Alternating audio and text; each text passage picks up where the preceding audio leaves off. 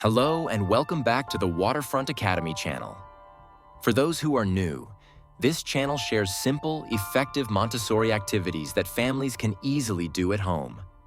In today's video, Waterfront Academy explores one of the most beloved and foundational practical life works in Montessori education, the pouring tray. This activity may look simple, but it supports so many essential skills in young children, from coordination to independence to concentration.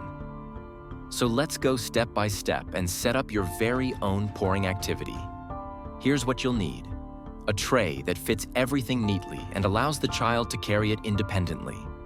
2 identical small pitchers, measuring cups, or even creamer containers.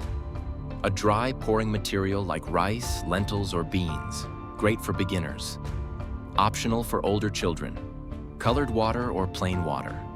A small sponge or cloth for spills, and a bowl or container to collect excess material if needed. Try to use real, child-sized materials made of ceramic, glass, or metal if your child is ready. This shows respect for the child and encourages care and responsibility. Arrange the 2 pitchers side by side on the tray, with one filled about halfway with your pouring material. Keep the empty one on the side that matches your child's dominant hand. Place the sponge or cloth in the top corner of the tray. Everything should be in its place. That sense of order is very important in Montessori. This setup encourages independence. Your child can carry the tray to their work rug or table and return it when finished. When presenting this activity, remember one of the golden rules in Montessori: show, don't tell. We use what's called a silent demonstration. Watch how you move slowly and intentionally, staying quiet so your child can focus completely on your hands. When you're finished, repeat the motion by pouring back. After showing it once or twice, invite your child by saying something like, "Now it's your turn." This isn't just pouring. Your child is practicing control of movement, concentration, independence, and confidence. It also helps strengthen fine motor skills and hand-eye coordination, which are essential for future writing. And just as importantly, they're learning about responsibility. If a spill happens, that's okay. The child can use the sponge to clean it up, just like we do in real life. In Montessori, we believe every moment is an opportunity for learning, not a mistake.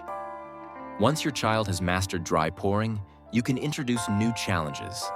Try water instead of rice. Just start with a little bit at first. Use 2 different size containers. Add a funnel to encourage precision, or even practice pouring from a small pitcher into multiple cups, like preparing for tea. Follow your child's interests and readiness. The key is to keep it challenging but not frustrating. And there you have it. A simple but powerful Montessori practical life activity you can create at home. If you found this helpful, please give this video a thumbs up and don't forget to subscribe for more Montessori ideas, DIYs, and child development tips. Leave us a comment and tell us, what's your child's favorite practical life activity so far? Thanks for watching, and remember, small hands can do big things. See you next time.